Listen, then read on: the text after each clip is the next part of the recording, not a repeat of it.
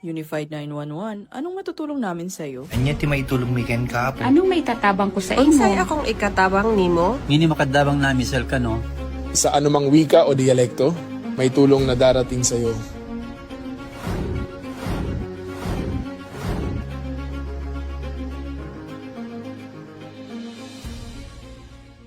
Lilingkod sa bawat Pilipino at magbibigay ng tamang impormasyon para sa tahimik at maayos na Pilipinas. Police News Network, alagad ng batas, tagapagtaguyod ng balitang pulis, sandigan ng mamamayan, patnubay ng katotohanan.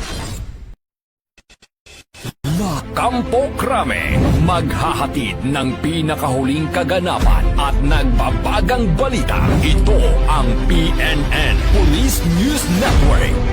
At ngayon, ang inyong mga tagapagbalita. Magandang hapon, bagong Pilipinas. Ako ang inyong alagad ng batas tagataguyod ng Balitang Pulis. Ako po si Patrolman Lubimir Julian, maghahatid sa inyo ng tamang balita, kwento ng pulis at serbisyo para sa mamamayan, at ito ang PNP News Online. Ang pangunahing balita ng Police News Network, alagad ng batas, tagataguyod ng Balitang Pulis.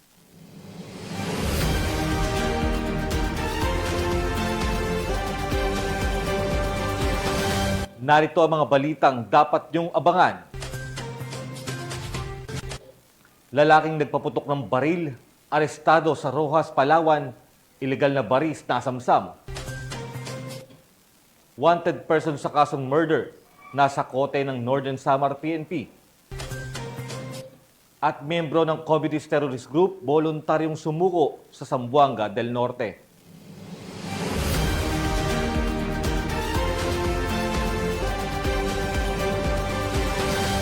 Narito ang mga balitang hatid ng ating PNN correspondents mula sa iba't ibang panig ng bansa.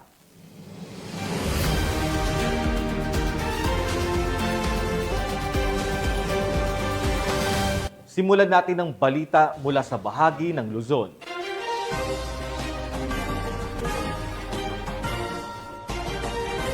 Walang takas sa batas ang top 1 provincial most wanted person sa La Union matapos siyang maaresto ng mga tauhan ng Bacnotan Municipal Police Station sa bisa ng warrant of arrest para sa paglabag sa Republic Act 7610 o Special Protection of Children Against Abuse, Exploitation, and Discrimination Act.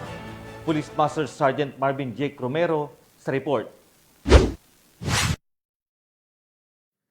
Naresto ng Bacnotan PNP ang isang top 1 provincial most wanted person sa Bacnotan, La Union. Ayon sa ulat ng Bacnotan Municipal Police Station, bandang alas 6:47 ng gabi, naresto ang suspect na kinilalang na si alias Darwin, 43 taong gulang, isang tricycle driver at residente ng barangay Rimus 2, Luna, La Union.